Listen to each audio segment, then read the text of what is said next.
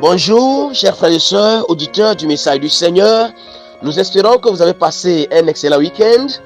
Nous disons merci à Dieu qui nous donne cette nouvelle journée, cette nouvelle semaine. Que son nom soit loué à jamais. Nous commençons par ce thème dans ce nouveau numéro, le tribunal de Christ. Le tribunal de Christ, c'est également un événement que nous espérons.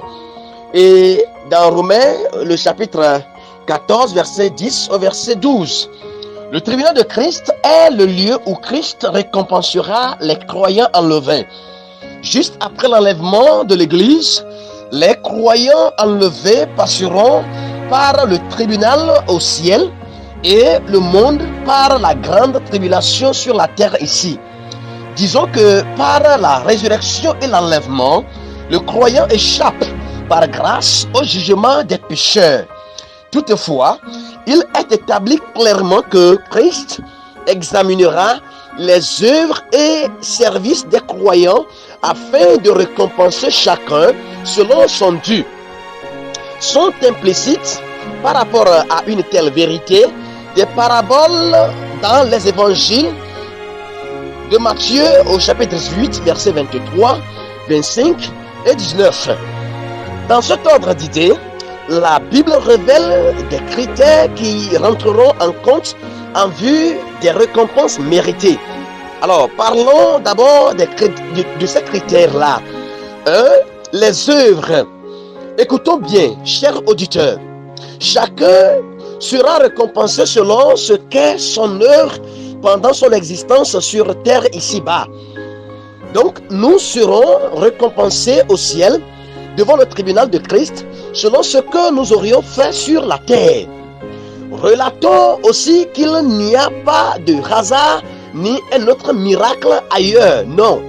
Hébreux le chapitre 6, verset 10, nous lisons: car Dieu n'est pas injuste pour oublier votre travail et l'amour que vous avez montré pour son nom, ayant rendu et rendant encore des services aux saints.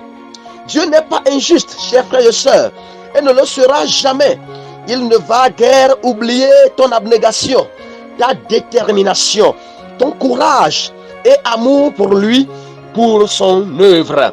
Éphésiens le chapitre 2, verset 8 au verset 10, nous lisons également: car c'est par la grâce que vous êtes sauvés, par le moyen de la foi, et cela ne vient pas de vous, c'est le don de Dieu. Ce n'est point par les œuvres, afin que personne ne se glorifie, car nous sommes son ouvrage, ayant été créés en Jésus-Christ pour de bonnes œuvres que Dieu a préparées d'avance, afin que nous les pratiquions. Amen. Nous sommes créés que pour pratiquer de bonnes œuvres en Jésus-Christ. Alléluia. Éphésiens le chapitre 6, verset 8, nous lisons: sachant que chacun, soit esclave, soit libre, recevra du Seigneur selon ce qu'il aurait fait du bien. Oui, chers bien-aimés frères et sœurs, chacun recevra du Seigneur selon ce qu'il aura fait du bien sur la terre. Apocalypse 14, verset 13, nous lisons: et j'entendis du ciel une voix qui disait: écris, heureux dès à présent les morts qui meurent dans le Seigneur.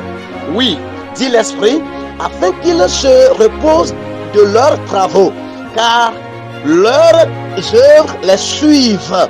Amen. Deuxième critère, le service. Aussi, nous recevrons les récompenses selon les services que nous aurions eu à rendre aux saints sur la terre. 1 Corinthiens 3, 8 à 9.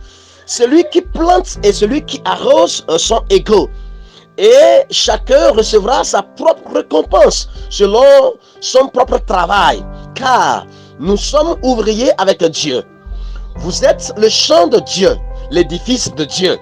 Amen. La qualité du service est très importante. La qualité du service est très importante.